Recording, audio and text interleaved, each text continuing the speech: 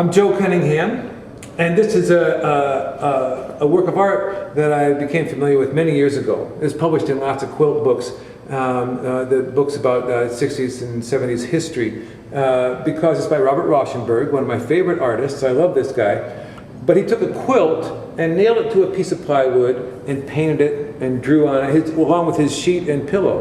It's from 1955. It's one of his earliest combines. Well, like I say, I'm crazy about Rauschenberg. And this piece is always published in books, and they talk about, you know, what Rauschenberg did as a statement of different types. Bed offers the viewer a look at some of the most intimate objects of life in a disconcerting context.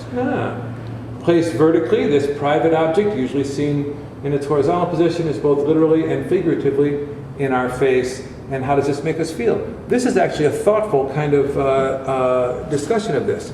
Much more common is like on the Museum of Modern Art website, which I have right here. It says, bed is one of Rauschenberg's first combines, the artist's term for his technique of attaching found objects to a traditional canvas support. In this work, he took a well-worn pillow, sheet, and quilt, scribbled on them with pencil, and splashed them with paint in a style similar to that of the abstract expressionist drip painter Jackson Pollock.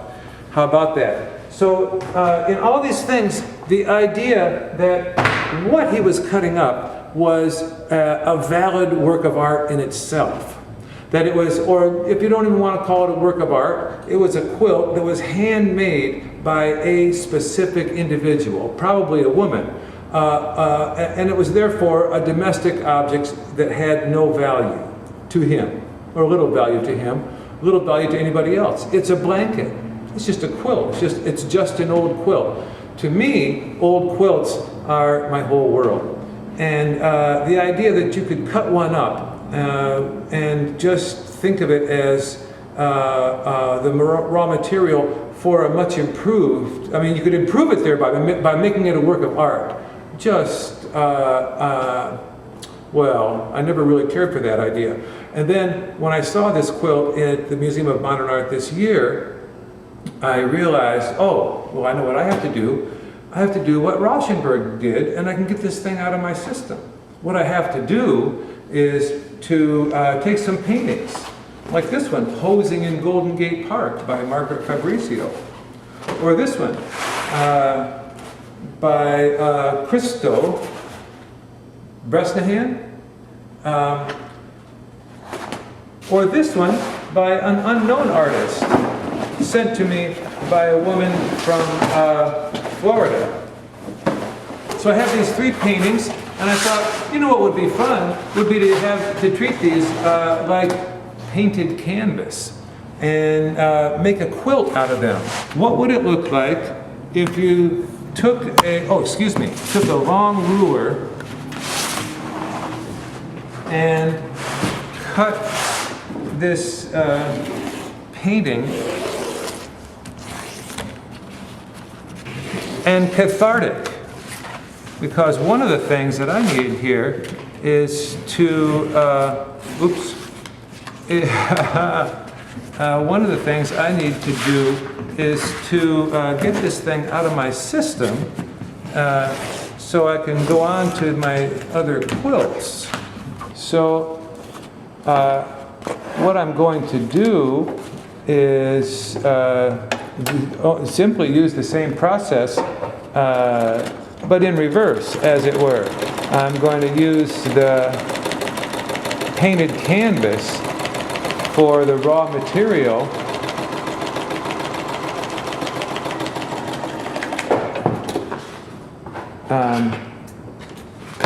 and make that into a new work of art. I'm not doing it for anyone else, only for myself. I just want to see what happens. People often get mixed up. Or I should say that not people, I often get mixed up myself and start thinking that what I'm doing, I have to, what I should worry about most is what it looks like. But one of the ideas that I got from old quilts, a lot of my favorite old quilts, is that I don't think that the quilt makers were all that concerned with what it was going to look like. That it was mostly a fun thing to do, and they trusted that using these fabrics in the way they were using them was going to produce something that would be okay to look at. It would look okay when they were done. What I did was I decided I was going to make this quilt of cut-up paintings, and by doing that, I would make my point.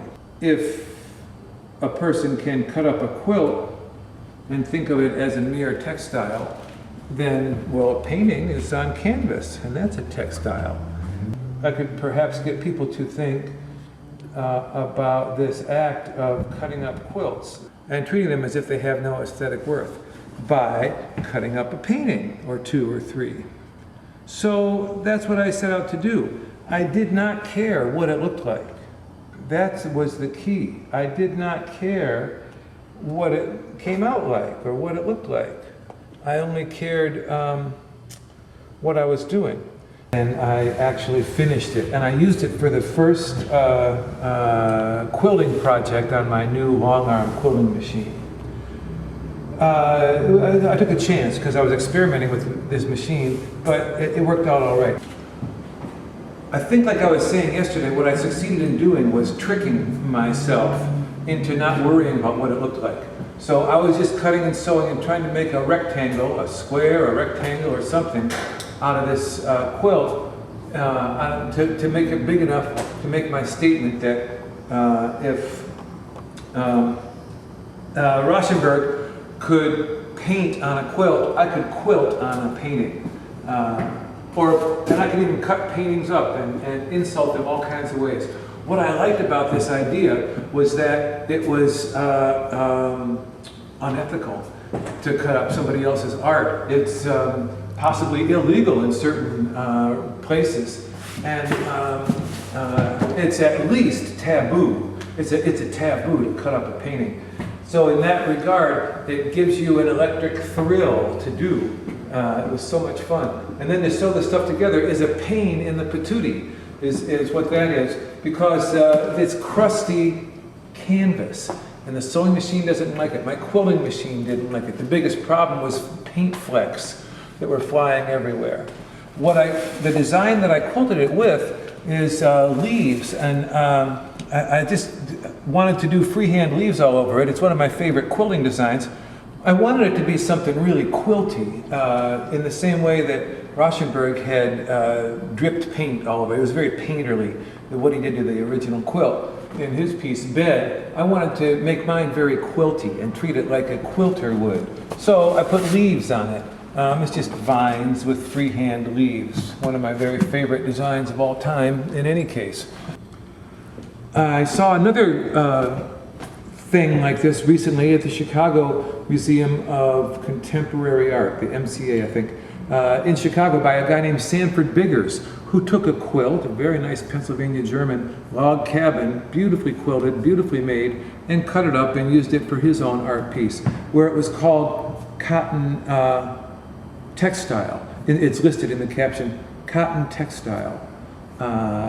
It has no value until Sanford Biggers, the artist, gives it value by making a piece of art out of it.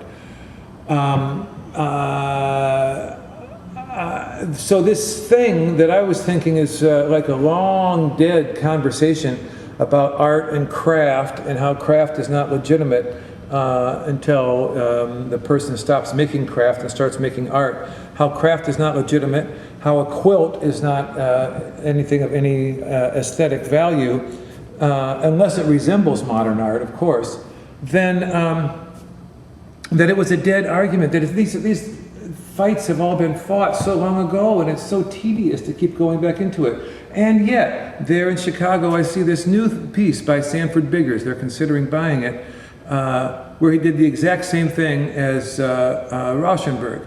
Not the exact same thing.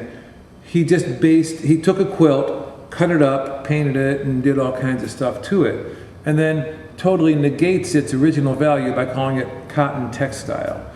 Totally ignores the possibility that it had any aesthetic value when it was a simple quilt. What I did was I cut up the painting, as you saw, and then I sewed it together in chunks, and as I got a chunk done, I would put a piece of yellow bias tape on it and say, that chunk is done.